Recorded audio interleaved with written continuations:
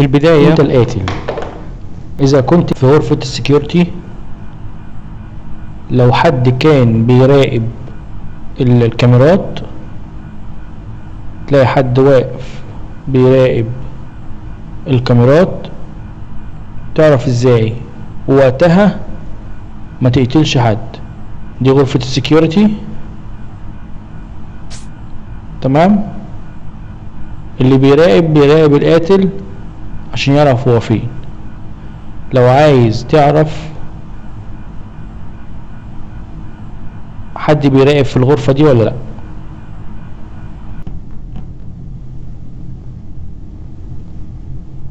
هتروح جنب اي كاميرا. شايفين الضوء الاحمر ده؟ ايوه، الضوء الاحمر بيطفي ده اكيد ان في حد بيراقب في غرفة السكيورتي، وقتها بلاش يقتل حد. تاني حاجة، في عندك موجود 3 علامات في المهمات تعرف بيهم اذا كان الشخص ده حي ولا القاتل. اول حاجة شايفين دي؟ ايوه، لاحظ معايا كده. لو حد كان واقف بيعمل المهمة هتراقب الحتة دي. شايفين الحركة بتاعتها؟ مع الحركة دي اعرف ان الشخص اللي واقف بيعمل المهمة هو شخص حي مش القاتل، يبقى انت تستبعده من الموضوع. نيجي لتاني حاجة، مهمة الزبالة اللي هي رمي الزبالة.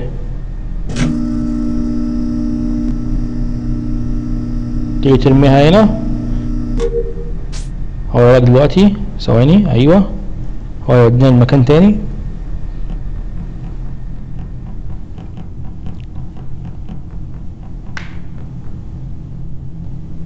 ايوه،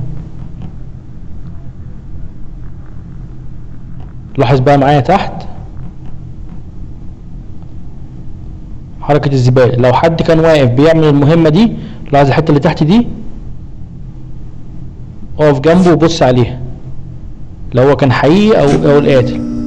اول ما بيرمي الزبالة، شايف؟ استنى،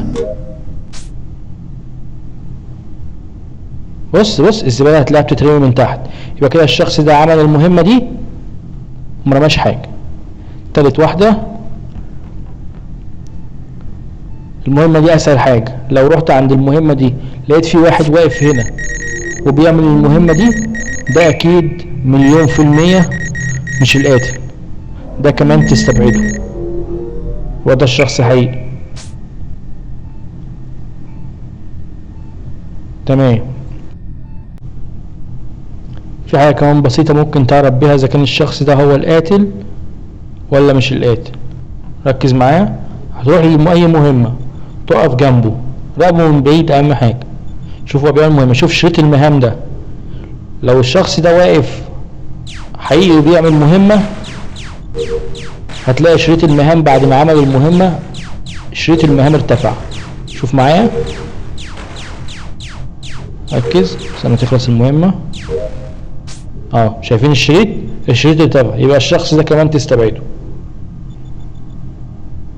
نيجي بقى، لو انت كنت قاتل، الحيل اللي ممكن تعملها.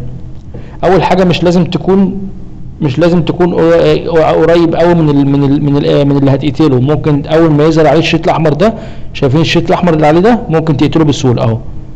ده كده ممكن تقتله بسهولة، مش لازم تقرب منه وتكون واقف عليه عشان خاطر تقتله.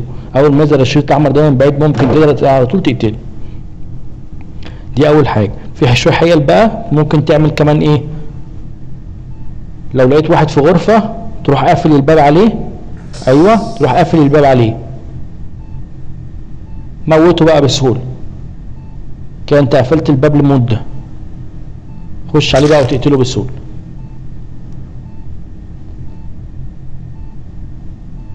كده انت بعيد عن الشبهات. وفي نفس الوقت لازم تتابع مراقبة الكاميرات عشان ممكن يكون حد بيراقبك. تاني حاجة، ممكن بقى عمليات التخريب. عندك 3 عمليات تخريب في الاوتو والريكورد والكهرباء. لو عملنا عمليه اول واحده ديت، عمليه التخريب دي بتحتاج لشخصين عشان يصلحوها، شخصين عشان يصلحوها. شايفين؟ شخصين، لازم شخصين عشان يصلحوا المهمه دي.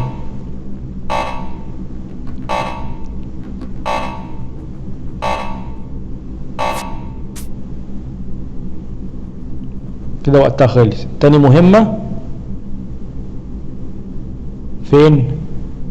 استنى لما اتحمل في غرفه الريكورد.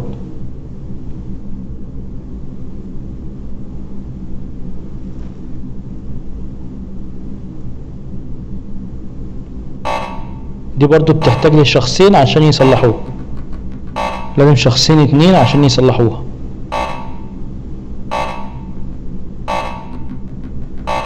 خلال عملية التخريب دي بيبقى شريط المهام ما بيرتفعش، دي محتاجة اتنين عشان يصلحوها.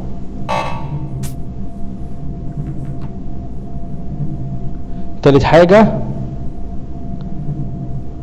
دي محتاجة غرفة الكهرباء. بس انا متحمل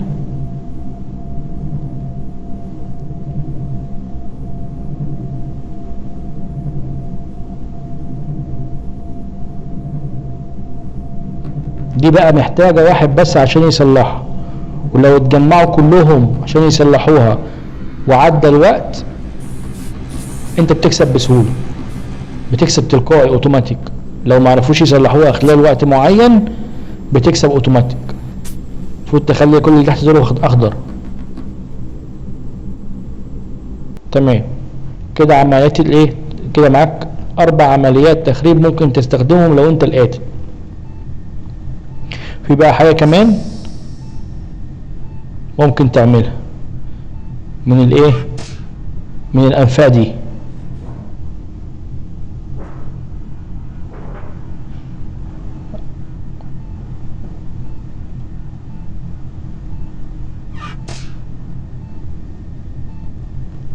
خدعة بقى جميلة، لو لقيت حد في غرفة الكاميرات، لقيت حد في غرفة الكاميرات وعايز تروح له بسرعة تموته، هتروح داخل تستخدم الانفاق، تقفل عليك الباب الاول وتروح داخل النفق، تدخل النفق وتروح محول على غرفة الايه، غرفة السكيورتي. هتلاقيه واقف هنا على طول، ايه موته على طول.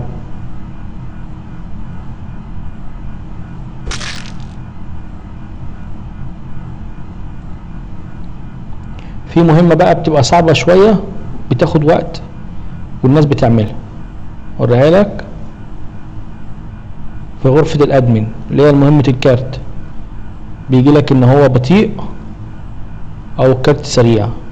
بص شايف، جرب اول مرة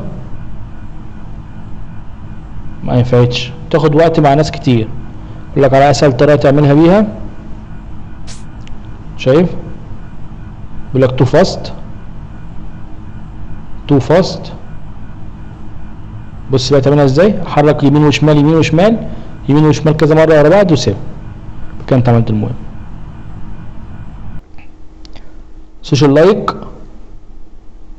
والاشتراك لو مش مشترك، اشتراك في القناه لو مش مشترك عشان تتابع معايا.